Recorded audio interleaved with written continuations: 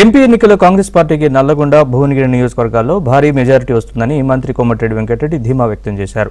మోదీ కంటే ఎక్కువ మెజారిటీ వస్తుందన్నారు.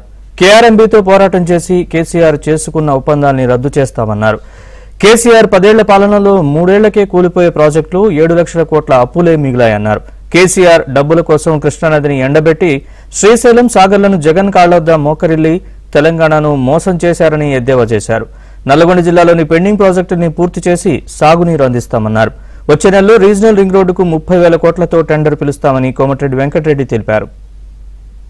కేసీఆర్ అనే రాక్షసుడు పరిపాలించి కొడుకు బిడ్డ అల్లుడు లక్షాధికారుల మారి 7 లక్షల కోట్ల అప్పు చేసి కూలిపోయే 3 ఏళ్లకే కూలిపోయే ప్రాజెక్టులు కట్టి ఇవాళ మా కృష్ణానదిని ఎండబెట్టి శ్రీశైలం కృష్ణా సాగర్ని జగన్ దగ్గర ఆయన కాళ్ళ కింద మోకరిల్లి డబ్బుల కోసం ఆయన ప్రగతి భవన్ తీసుకొచ్చి బిర్యానీలు పెట్టి రోజా ఇంటికి పోయిన చేపల పులుసు తిని రాయలసీమ రతనాలసీమ అని చెప్పి మనం నాశనం చేసిండు.